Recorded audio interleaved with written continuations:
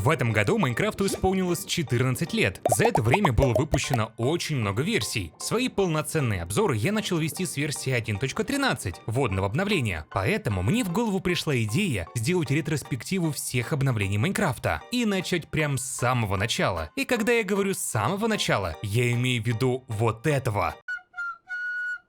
Да ладно, я шучу. Это Майнкрафт 4К, про него в другой раз. Начнем мы с этапа разработки Pre-Classic, а закончим как раз на вводном обновлении. Думаю, это будет интересно не только новичкам, но еще и старичкам. Вспомните былые времена. Таким образом, вы сможете трезво оценить то, как велась разработка Майнкрафта тогда и сейчас. Думаю, для выхода следующего ролика достаточно будет 15 тысяч лайков. Подписывайтесь, жмите на колокольчик, а мы будем начинать. Разработка первой версии Майнкрафта началась еще задолго до начала того, как Notch взбрело в голову его создать. Как бы странно это ни звучало, еще в 2008 году Notch принимал участие в соревновании под названием Java 4K. Казалось бы, откуда в те года разрешение 4К? Но на самом же деле имя пошло от идеи самого соревнования. Задача всех участников — написать игру, размер которой составлял 4 килобайта, то есть 4096 байтов. Notch принимал участие в этих соревнованиях с начала 2005 года и заканчивая 2010, когда вел активную разработку над Майнкрафтом. Так вот, в декабре 2008 года он создал игру Left 4K Dead в жанре зомби-шутер, естественно вдохновившись Left 4 Dead. Она была максимально простой. Игрок ходил по коридорам и убивал зомби. Позже он захотел ее улучшить и сделать своеобразное продолжение. Это должен был быть все тот же шутер, но в стилистике игры Grand Theft Auto Chinatown Wars. Игра носила название Zombie Town. Тогда Notch впервые начал создавать что-то в 3D формате. Но, как это бывает, он забросил эту идею. Примечательно то, что именно в этой игре впервые появился моб человека со скином Стива. Неудивительно, что он так похож на Томаса Версетти из GTA Vice City. Та же рубашка и те же штаны. Таким образом, мы имеем Стива, который был создан где-то в феврале 2009 года. К сожалению, точной даты нет, но в 2009 году с февраля по май Notch также занимался разработкой еще одной игры — Ruby Deng. Про эту игру нет много информации, потому что она, естественно, не вышла. Notch также покинул затею разработки и просто переключился на Майнкрафт. Но про это чуть позже. Все, что известно, она должна была быть песочницей. Для ее создания Notch вдохновился Dwarf Fortress. Это игра, которая вышла в 2006 году, имела в себе элементы симулятора строительства и рогалика. Больше про Ruby Deng сказать нечего, за исключением только названия. Изначально она должна была называться Ruby Lands, то есть Рубиновые земли. В конечном итоге получилась Ruby Deng из-за слишком длинного названия Dungeon Game in the Rubylands. Но, как это бывает, разработка игры не дошла до своего заключительного этапа из-за Infiniminer. Notch впервые поиграл в нее и понял, что это именно такая игра, которую он хотел сделать. Изначально она была предназначена для командной игры, где игроки соревнуются друг с другом в поиске и добыче драгоценных металлов, выводя свои находки на поверхность, чтобы заработать очки для своей команды. Но с каждым новым обновлением игрокам просто нравилось что-то в ней строить. Вот и Notch также хотел строить что-то, поэтому решил взять уже написанный движок для Ruby Deng и внедрить в него свою идею. Таким образом получился Pre-Classic. Это неофициальное название для своеобразной ветки обновлений. Ее так назвали из-за того, что все эти части были выпущены до официального названия Classic. Первым же обновлением, если так можно выразиться, было под названием Cave Game — пещерная игра. В него входило 4 снапшота. Только тогда они имели чуток другое название. В данный момент снапшоты имеют подобное название 23W25A, где первые 2 цифры — это год выпуска снапшота, V означает week — неделю. Как раз за этой буквой идут 2 цифры, которые обозначают номер недели, а уже после идет буква, обозначающая конкретную версию снапшота, которая вышла именно в эту неделю. Когда выходили первые версии Pre-Classic, наименование было совсем другое. Рассмотрим первую известную, но, к сожалению, не релизнутую версию RD131648. Странное наименование, согласен, но в нем есть смысл. RD — это сокращено от Ruby Deng. Все из-за того, что Notch использовал движок, который написан для этой игры. Первые 2 цифры означали день выхода этой версии, а 4 последующие — время, когда была завершена разработка. Именно под таким наименованием выходили версии, которые касались эры Pre-Classic. Первая задокументированная версия Майнкрафта вышла спустя 2 минуты после предыдущей. Тогда Notch даже записал видео на свой канал, где продемонстрировал игру. Именно в тот момент игра получила свое первое название — Cave Game Tech Test. Хотя в своем блоге на Тамблере он назвал ее по-другому — Cave Game Tech Demo.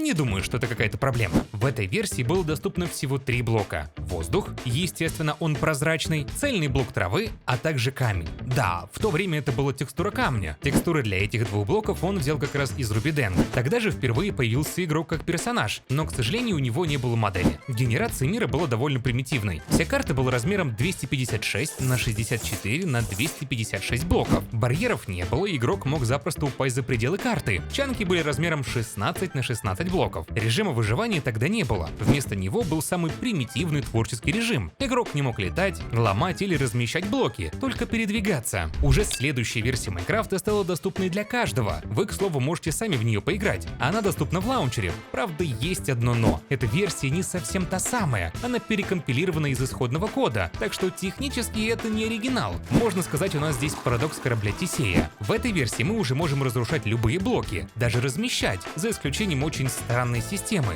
Если сломать блок травы, а затем разместить там блок, то появится блок травы. То же самое и с камнем. На поверхности у нас все же есть возможность размещать только камень. Именно в ней появилась фишка обводки блока, когда мы наводим на него курсором. Генерация мира изменилась. Теперь это параллелепипед размером 256 на 256 на 42 блока. Ограничение по высоте строительства составляло 64 блока. Также у нас появилась возможность быстрого возрождения. Для этого нужно было нажать клавишу R, и тогда игрока моментально телепортировали в случайное место на карте. Следующая версия — последняя в сборнике Cave Game. Она также доступна всем желающим в лаунчере, но ровно как и с предыдущей версией, это также перекомпилированная. В этой версии впервые были добавлены мобы. К сожалению, сказать, кто это, я не могу. В целом это мобы со скином Стива без прописанного ИИ, которые бесцельно бегали и размахивали руками в разные стороны. Забавно, что в файлах игры они были подписаны как зомби. Конечно же, они не могли атаковать игрока, режима выживания еще тогда не было. Скорее всего, они были так названы, ибо именно они должны были быть в роли зомби в той самой незавершенной игре Zombie Town. К слову, при заходе в игру они тоже появлялись вместе с игроком. В целом их спавнится 100 штук.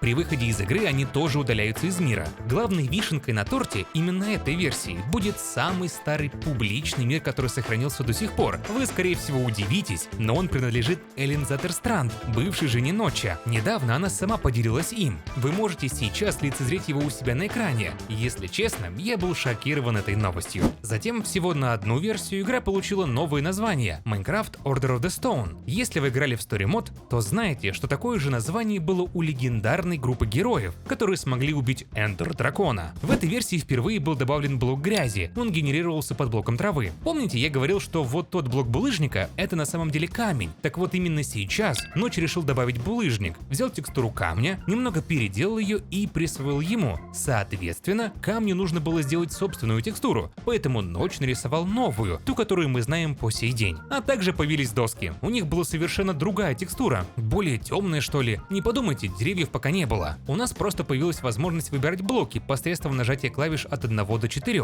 1 — камень, 2 — грязь, 3 — булыжник, 4 — доски. Хотбара в то время не было, поэтому выбранный блок показывался в правом верхнем углу. Помните, что в прошлой версии моб человека спавнится вместе с игроком в количестве 100 штук? Так вот, Ночь решил, что это слишком много, и поэтому уменьшил эту цифру до 10 особей, но при этом добавил возможность игроку их призывать при помощи клавиши G. Если не падали за границу мира, они моментально удалялись из мира после преодоления уровня Y-100. Начиная с этой версии, у игрока появился прицел в виде плюсика посреди экрана, но проблема в том, что он не был ни прозрачным, не имел того эффекта инверсии, как сейчас. Помимо этого, Ночь переработал траву. Текстура стала чуть ярче, но вот главной фишкой было то, что если блок травы находился в закрытом помещении, куда не попадало солнце, то со временем он превращался в обычный блок грязи, а если поместить его обратно под солнце, появлялась трава. Очень классная деталь, жаль, что от нее отказались, но я прекрасно понимаю, почему это сделали. Также немного переработали физику игрока. Теперь он стал прыгать выше, а передвигаться быстрее. После этой версии Ночь принял решение удалить приставку Орден Камня и оставить только Майнкрафт. Как по мне, это удачное решение. В любом случае, все бы мы называли игру Майнкрафт, а лишние слова только мешают. Они вроде как должны конкретизировать, о чем игра, но Орден Камня не дает никакой информации про игру. Но вот в этой версии также впервые появилась анимация разрушения блоков. Теперь, после того, как игрок разрушит любой из 4 доступных блоков, он видит частицы с текстурой того блока, который они разрушили. С тех пор анимация разрушения блоков не так сильно изменилась. В следующей версии Майнкрафта особых изменений не произошло, за исключением добавления нового блока — саженца. Не подумайте, они не могли вырасти в полноценное дерево. этого, это просто декоративный блок. Но вот что примечательно, если все предыдущие блоки вызывались на клавиши от 1 до 4, то саженец на цифру 6. Почему не на 5? Все потому, что Ночь решил пока скрыть блок, ибо ему не понравилась текстура блока. Соглашусь, наверное, с Ночем. Текстура действительно некрасивая, какая-то слишком блеклая, будто бы нарисована в Paint. Но в этом нет ничего плохого. Ночь признавался, что не умеет создавать текстуры. Для него это всегда было испытанием. После этой версии начался этап разработки Minecraft Alpha. Что, вот так сразу с Pre-Classic в альфу? Не совсем. Чисто технически это был этап разработки Pre-Classic, но почему-то на форуме Ночь решил написать, что Minecraft Alpha стала доступна, и для ее теста ему понадобятся игроки на ПК, Linux и macOS. Естественно, это не полноценная альфа, и все последующие версии, к сожалению, недоступны для обычных игроков. Ночь никогда не выкладывала их в общий доступ. Всего их вышло 4 штуки, которые никогда не были доступны. В них ничего нового не было добавлено. Исправились только баги, которые были выявлены другими игроками. Но как раз эти версии впервые получили приставку MC, то бишь Minecraft вместо RD, Ruby Deng. И на этом этап разработки Pre-Classic подошел к концу. В целом он длился примерно 5 или 6 дней. Неясно точно, так как Ночь сам не помнит, когда он начался. Ведь первая версия появилась 13 мая, а как он сам утверждает, разработку он начал за 2-3 дня до этого. Таким образом, за 6 дней в игре появилась минимальная физика, грязь, камень, блок травы, доски, булыжник, моб человека, генерация мира, частицы, саженцы, пустота, размещение и разрушение блоков. Сегодняшнее видео также подходит к концу. Ретроспектива получилась не очень длинной, но мне не хотелось растягивать ее на дольше. Поэтому, если вы хотите узнать, как проходил этап разработки Classic, то подписывайтесь, ставьте лайки, достаточно будет 15 тысяч лайков. А также жмите на колокольчик, не пропустите выход новых роликов. Советую также посмотреть вот эти видео, они тоже интересные. Еще услышимся!